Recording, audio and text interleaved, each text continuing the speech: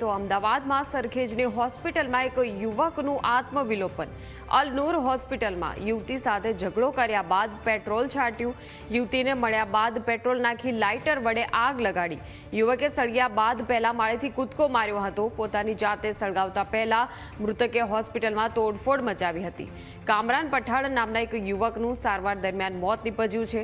અલ-નૂર હોસ્પિટલમાં પરિચિત યુવતીને તે મળવા આવ્યો હતો। યુવતીને અવારનવાર હેરાન કરતો હોવાનો આરોપ। સરખેજ પોલીસ સ્ટેશનમાં અકસ્માતે મોતનો ગુનો નોંધાયો છે।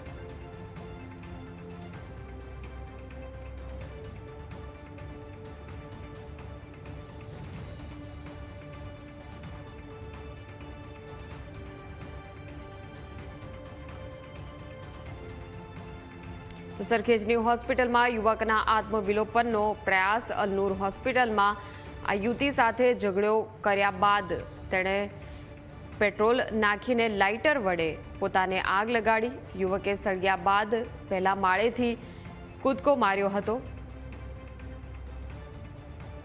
સંવાદદાતા મિહિર આપણી સાથે લાઈવ જોડાઈ ગયા છે। મિહિર, કામરાન પઠાણ નામના એક વ્યક્તિનું મોત થયું છે અને એક પરિચિત યુવતીને તે મળવા આવ્યો હતો હોસ્પિટલમાં અને ત્યારબાદ તેણે પોતાના પર પેટ્રોલ છાંટીને આગ ચંપી કરી છે।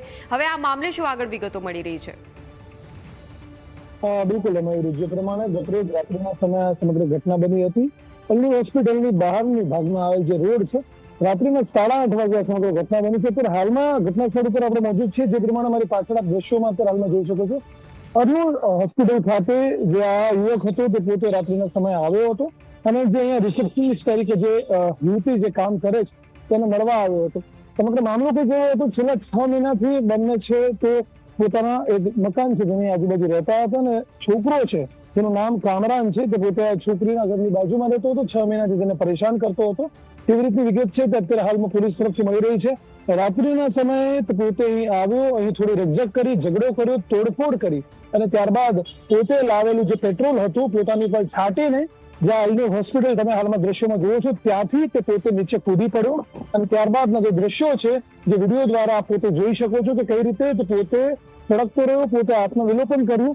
ચોક્કસ અત્યારે હાલમાં રાત્રિના સમયે જ્યારે આ ઘટના બની ત્યારબાદ તેને પોતે સોલા સિવિલ ખાતે પણ લઈ જવામાં આવ્યો અને ત્યારબાદ ત્યાંથી અસારવા સિવિલ ખાતે પણ તેને ટ્રાન્સફર કરવામાં આવ્યો હતો, પરંતુ ત્યારબાદ તેનું મૃત્યુ છે તે નિપજ્યું છે। અત્યારે હાલમાં સરખેજ પોલીસ સ્ટેશન દ્વારા એડી છે તે દાખલ કરી દેવામાં આવી છે।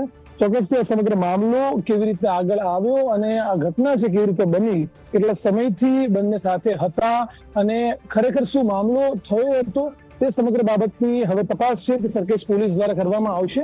અત્યારે હાલમાં જે પ્રમાણેની તપાસ સામે આવી છે કે એડી છે તે અકસ્માત મોતનો જે ગુનો છે તે હાલમાં દાખલ કરી દેવામાં આવ્યો છે।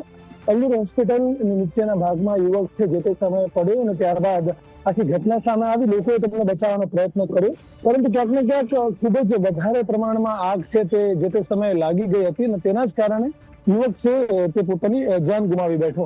પરંતુ હાલમાં પોલીસ દ્વારા વધુ તપાસ હાથ ધરવામાં આવી છે। જે યુવતી છે કેટલા સમયથી અહીંયા કામ કરતી હતી, બંને છે કેટલા સમયથી એકબીજા સાથે જોડાયેલા હતા, કારણ કે અત્યારે પૂરતી જે માહિતી સામે આવી છે કે 6 મહિનાથી આ યુવક છે તે યુવતીને હેરાન કરતો હતો અને પોતે એકબીજાની આજુબાજુ જ રહેતા હતા, પાડોશી હતા। એટલે ચોક્કસથી હવે આગળ સરખેજ પોલીસ દ્વારા જે પ્રમાણે એડી દાખલ કરવામાં આવી છે અને આગળની તપાસ છે હાલમાં કરવામાં આવશે અને કઈ રીતે બંને મળ્યા, કઈ રીતે બંને સંપર્કમાં, આ તમામ માહિતી છે તે મેળવીને જ આગળની તપાસ છે તે કરવામાં આવશે। બિલકુલ, આભાર મિહિર સમગ્ર માહિતી આપવા બદલ। તો અમદાવાદની સરખેજ પાસે આવેલી અલ-નૂર હોસ્પિટલની આ ઘટના છે કે જ્યાં એક યુવકે એક પરિચિત યુવતીને તે મળવા આવ્યો હતો હોસ્પિટલમાં અને ત્યારબાદ એ જે યુવક છે એ પોતાના પર પેટ્રોલ છાંટીને તેણે આગ સળગાવી દીધી અને આગ વધારે પડતી લાગી હોવાને કારણે સારવાર દરમિયાન સળગી જતા મોત થયું છે। સરખેજ પોલીસ સ્ટેશનમાં અકસ્માતે પોલીસે મોતનો ગુનો નોંધી આ મામલે આગળની તપાસ હાથ ધરી છે।